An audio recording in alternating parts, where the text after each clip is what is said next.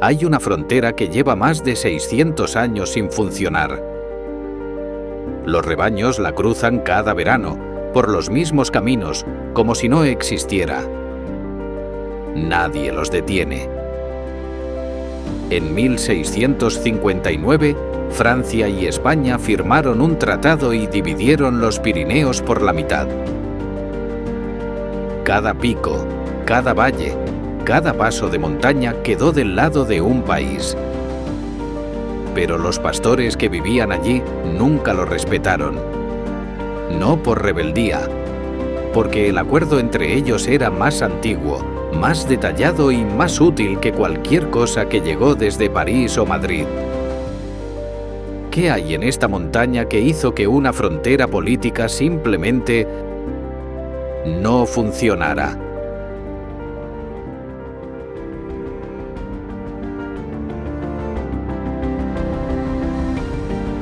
Imagina los Pirineos en pleno invierno, los valles en silencio, los pasos cerrados por la nieve, el ganado bajado a los pastos bajos, y en su centro hay una montaña que desde hace siglos no pertenece del todo a ningún país.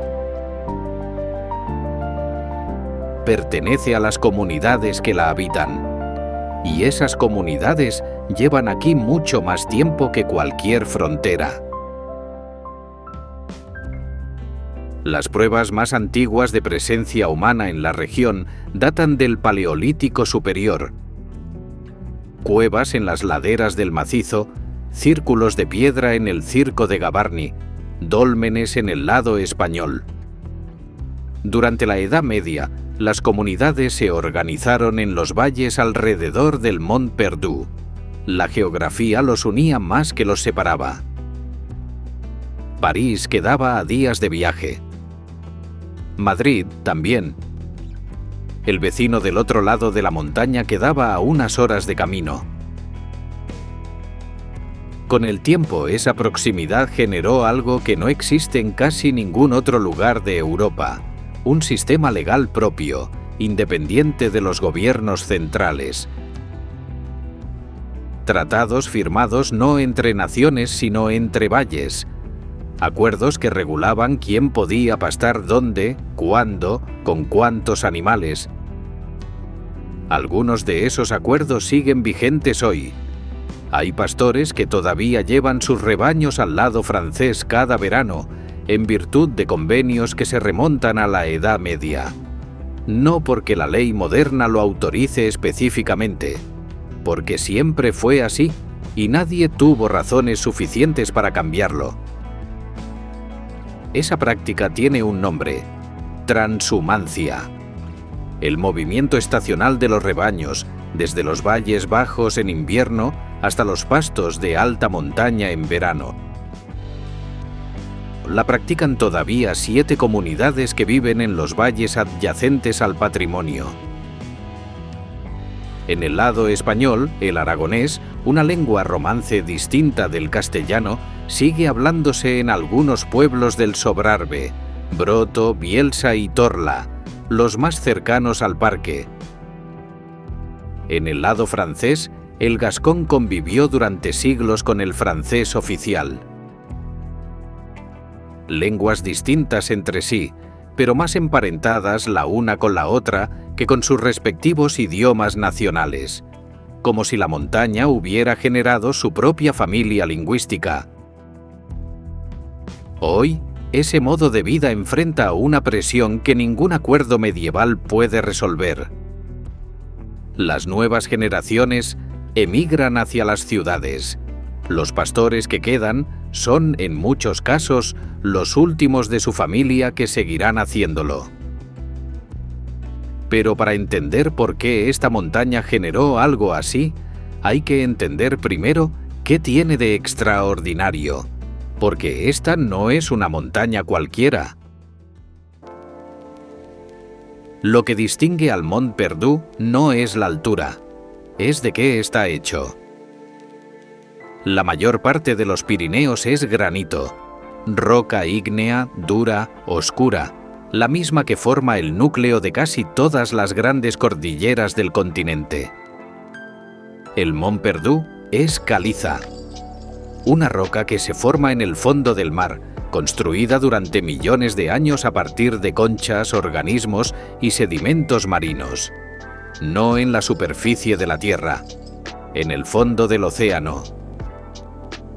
Es el macizo calcáreo de alta montaña más elevado de Europa. Durante siglos, nadie entendía bien por qué estaba ahí. Los geólogos debatían, los naturalistas lo visitaban.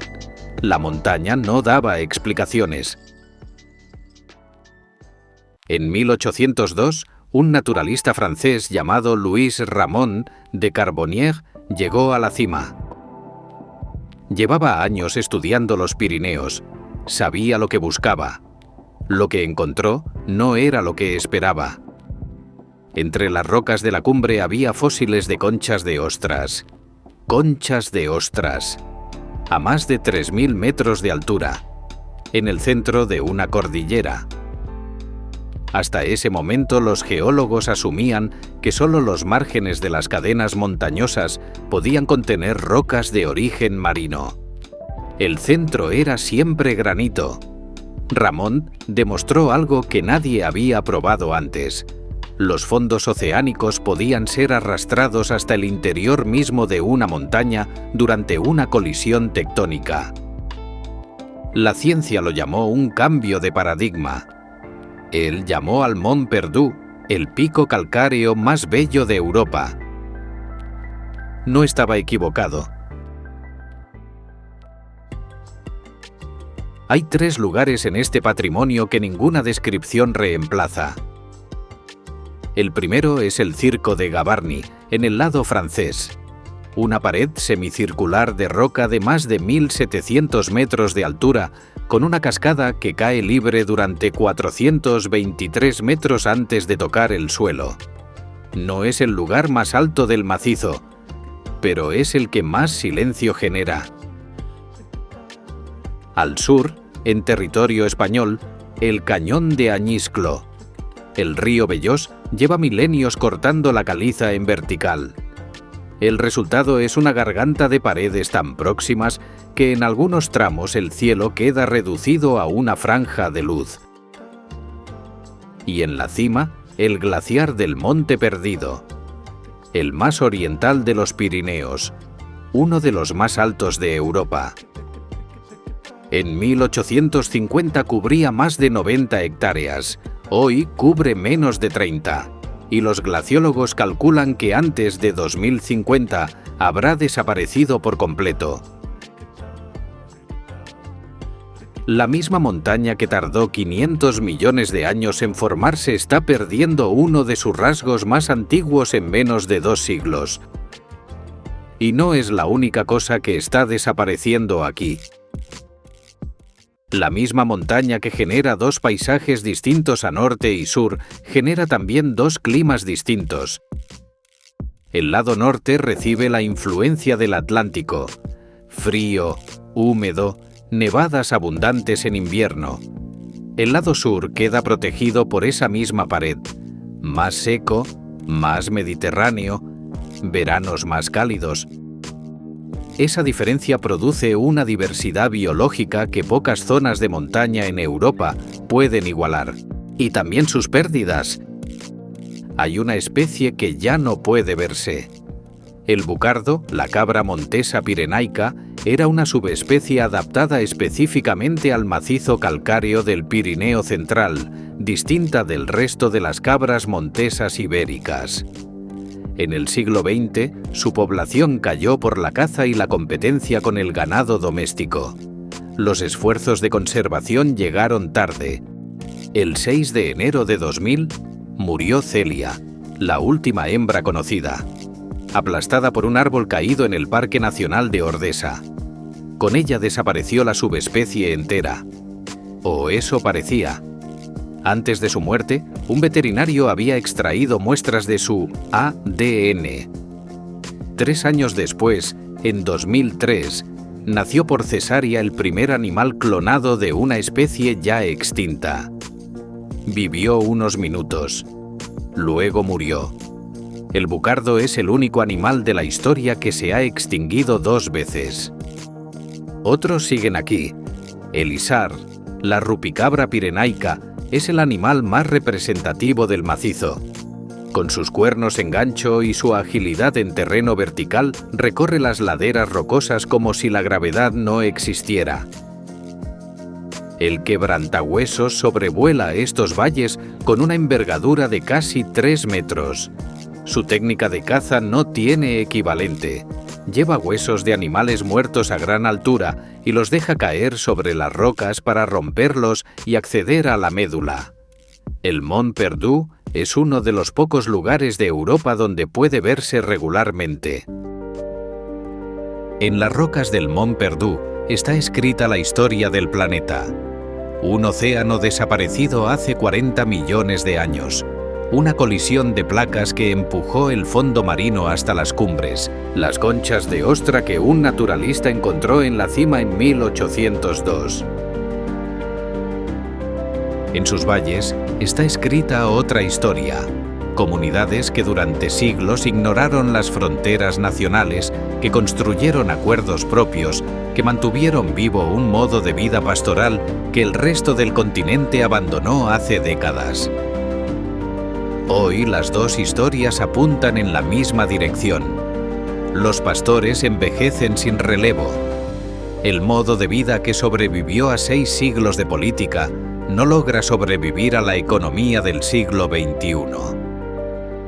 Fue precisamente esa combinación lo que llevó a la UNESCO a reconocer este territorio como Patrimonio Mundial en 1997. Un sistema geológico sin equivalente en el continente y una cultura viva de pastoreo trashumante que cruzó fronteras durante siglos.